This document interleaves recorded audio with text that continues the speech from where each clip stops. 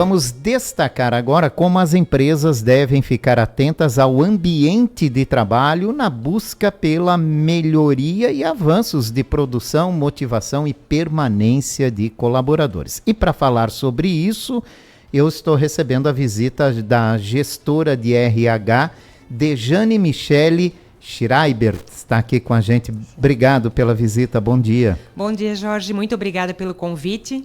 Também cumprimentando os telespectadores, né? E Dejane, fala para a gente, né? Como é que as empresas hoje, né, estão atentas a essa situação e como vocês do RH orientam as empresas, né, para esse lado, né, para ficar atento aí à necessidade, se a gente pode falar de humanização, né, no ambiente de trabalho. Sim. O ambiente de trabalho, ele não engloba só o ambiente em si também, né? É a questão de comportamentos. Então, o ambiente, a arquitetura em si, traz um bem-estar, né? Porque o bem-estar que a empresa precisa promover não é só a questão do trabalho em si, mas também o bem-estar psicológico, né? O bem-estar social das pessoas. E o ambiente contribui muito, você ter um ambiente agradável, um lugar para tomar um cafezinho, para conversar, salas de reuniões agradáveis, né?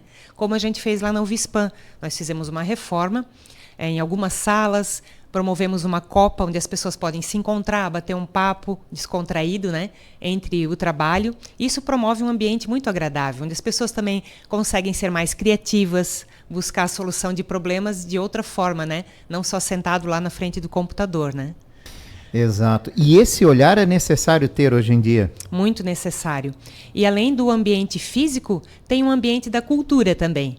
Porque a empresa, a base de uma empresa é a sua cultura. E isso a gente precisa promover de uma forma assim, muito importante, porque ela é que vai gerir todas as ações da empresa, através da cultura.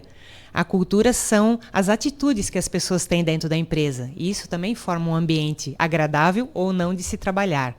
Então, hoje as empresas têm que estar de olho não apenas na produção de seus funcionários, mas no comportamento, isso no mesmo. Lazer, em tudo, para que eles estejam se sentindo bem, digamos assim, e acima de tudo motivados, né? Isso, promover ações, né, de bem-estar, que tragam, falando da saúde do colaborador, principalmente a saúde mental, né, que após a pandemia foi um assunto assim que ainda está muito em alta e cada vez mais, né? Porque as pessoas estão buscando estar mais na natureza, mas muitas não, muitas estão lá só na frente do celular, no TikTok, né? E a gente acaba vendo que isso está prejudicando bastante a concentração das pessoas, a parte cognitiva, né? Então, a empresa ela também tem uma função muito importante educacional. Muitos empresários reclamam, né, da falta de permanência de trabalhadores, né? Um rodízio muito intenso Sim. em alguns setores, né? E essas medidas podem ajudar a diminuir essa entrada e saída de funcionários, principalmente, né? Esse rodízio que em algumas empresas tornou-se comum? Com certeza, que é o que a gente fala de engajamento, né?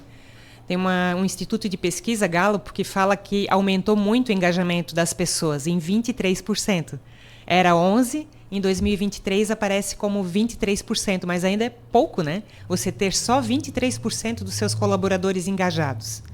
Então, lá na Uvispan, a gente promove várias ações de endomarketing. Então, entra muito forte o endomarketing, que é promover a empresa para os seus próprios colaboradores, através de ações, datas comemorativas, desenvolvimento das pessoas, que é muito importante, né? Promover treinamentos, e não só treinamentos, a empresa se mostrar que está preocupada com o colaborador, na parte da segurança do trabalho, por exemplo, que nós lá no Uvispan temos muito forte isso, vem desde o fundador já da empresa, né? Essa preocupação com as pessoas, com a vida das pessoas em primeiro lugar.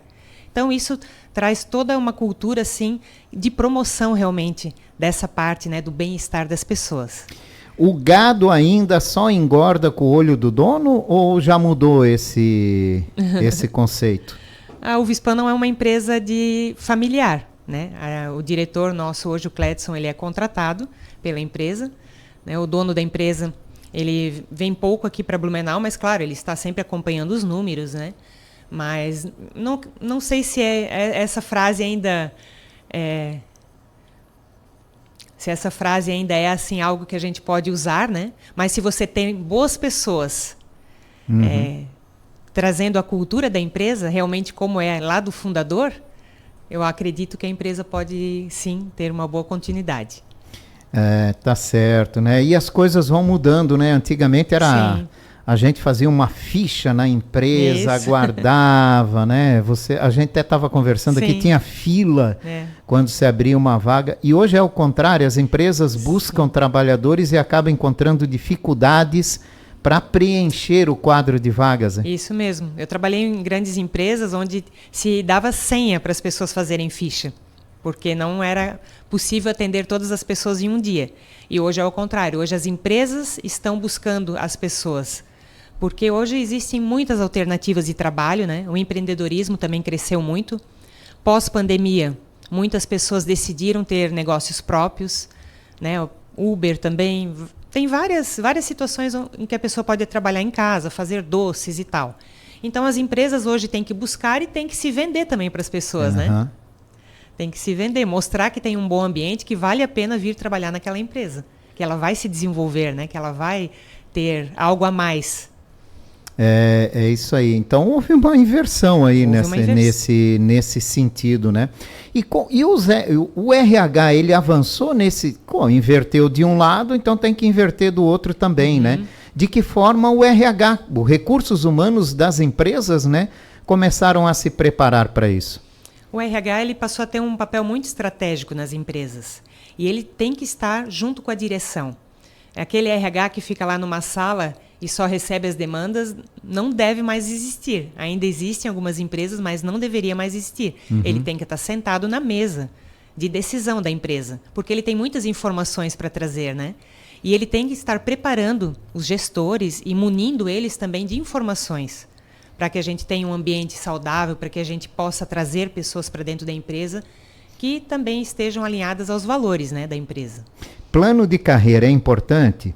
É importante. É um atrativo importante? É atrativo. Nós acabamos lá na UVISPAN de implantar a trilha de carreira UVISPAN, porque nós tínhamos uma tabela de salários e tal, mas a gente não tinha isso muito claro para as pessoas. Então, contratamos uma consultoria e fizemos todo um trabalho de descrição de cargos. Na avaliação de desempenho, a gente mostrou para o colaborador a sua descrição de cargo e a sua faixa salarial.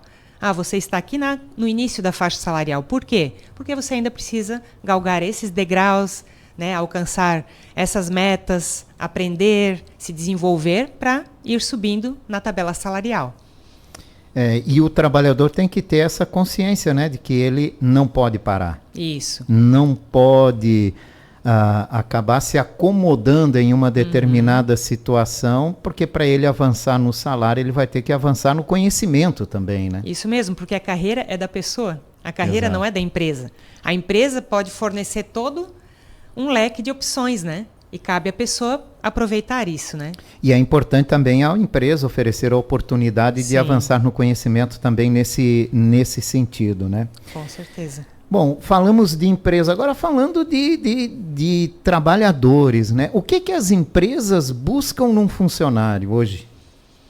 Mais forte, Jorge, que eu vejo é a parte da adequação à cultura da empresa. Será que essa pessoa tem os mesmos valores que a empresa tem? Né? Por exemplo, na UVISPAN, a gente fala muito sobre os valores e a gente pratica esses valores. Então, o respeito às pessoas e ao meio ambiente é um deles. O comprometimento, né? A parte se a pessoa realmente está buscando conhecimento, está se desenvolvendo. Isso é muito importante para nós. O trabalho em equipe. Então, a gente avalia isso.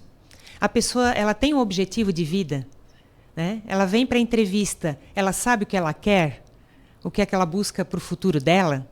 Porque tem pessoas que às vezes não sabem nem falar o que elas almejam para a vida delas. Então, fica complicado, né? É verdade. E quais são as principais dificuldades, né, que as empresas encontram? Olha, hoje mudou muito, né?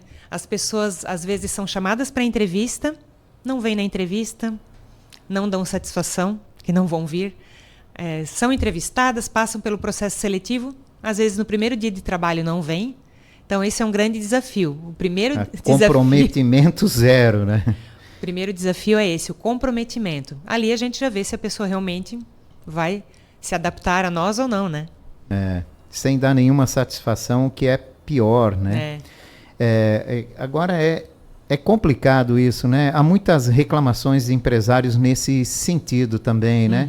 De buscar, mesmo os que já estão empregados, né? De conseguir buscar esse comprometimento com a empresa, né?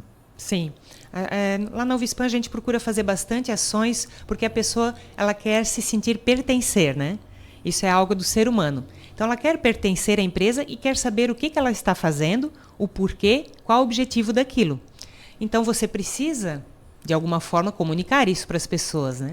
Então nós buscamos promover bastante desenvolvimento e participação dos funcionários. Temos um programa que é o Tinge uma Ideia, onde as pessoas podem dar ideias de melhorias dentro da empresa, em vários aspectos, técnicos até, e também o Despertar para a Inovação, que participam várias pessoas de vários setores, profissionais de multiconhecimentos, né? Em que estão trabalhando em alguns projetos de inovação dentro da empresa. Então, isso faz com que as pessoas se sintam pertencendo, se sintam sendo desenvolvidas, se sintam importantes. Isso promove o engajamento. E o sucesso de uma empresa com seus colaboradores é justamente isso, né? Tentar envolver as pessoas em todos os processos, né? Para elas se sentirem parte daquilo, né? Com certeza. Não apenas alguém que trabalha para enriquecer o dono. Isso, com como certeza. Às vezes é comum, né? Eu lembro muito daquele filme do Charles Chaplin, né? Tempos Modernos, Sim. onde só fica apertando um parafuso, né? Isso não existe mais. As pessoas querem saber por que elas estão ali, o que elas, né? Qual é o objetivo do que ela está fazendo, né? Certo. Dejane, currículo ainda tem um peso importante na hora de selecionar os funcionários? Ontem eu ainda estava vendo um vídeo falando sobre uma empresa que estava selecionando pessoas só de uma certa universidade, né? Falando da parte de discriminação até, porque era uma faculdade particular, com mensalidades caríssimas, né? Eu nunca olhei esse tipo de coisa, eu como pessoa de RH, nunca achei isso importante. O que é mais importante realmente são os valores da empresa, da pessoa, né? Aquilo que ela realmente pratica na sua vida, o que é importante para ela, e não o currículo em si. Claro que alguns conhecimentos são importantes. Algumas formalidades, como ter um curso superior para certas áreas, ainda é fundamental, né? A escolaridade da pessoa, né? Em certas funções. Mas não um curso em si ou certas experiências, né? Às vezes vão fazer a diferença, às vezes não. Depende muito da função. Como é que um candidato deve se apresentar, hein? O que as empresas, né, quando vão buscar a pré-seleção, porque depois tem toda a parte da entrevista, todo o selecionamento. Mas para que chame a atenção num primeiro momento, né? O que você indicaria para quem está em busca de um emprego? Ter um currículo bem feito, mas resumido, não de 5 páginas, não se usa mais, é uma página só, né? Uma folha só. E o que é importante constar no currículo? Ter o seu objetivo, escolaridade e as suas experiências. Em ordem cronológica, né? A última experiência primeiro, que muitas pessoas ainda confundem, colocam lá desde o primeiro emprego, né? E a última experiência tem que estar por primeiro, na verdade. Estar atento também ao WhatsApp. Hoje em dia as pessoas só respondem pelo WhatsApp, quando a gente chama para entrevista, né? E responder, né, as mensagens, né? Isso já é um primeiro passo, assim, um avanço, porque hoje em dia as pessoas às vezes nem respondem, se candidatam e depois não respondem ou não comparecem à entrevista, né? Como a gente já falou, né? Então um currículo bem feito, bem desenhado, né, com as informações corretas, podem já dar o primeiro passo aí para a pessoa ser chamada numa vaga de emprego. Isso é importante. E as empresas, né, conseguirem fazer com que os seus colaboradores se sintam parte delas para ter permanência ali no local e um desenvolvimento melhor. Um ambiente familiar, como se diz, né, humanizado. Né, para o negócio avançar e dar certo, né, porque isso vai ser bom para todo mundo, né, Dejane? Sim, com certeza. Obrigado pela tua participação aqui nesta manhã de quarta-feira. Muito obrigada pela oportunidade. Eu conversei com Dejane Michele Schreiber, gestora de RH. Destacamos aqui como as empresas devem ficar atentas ao ambiente de trabalho.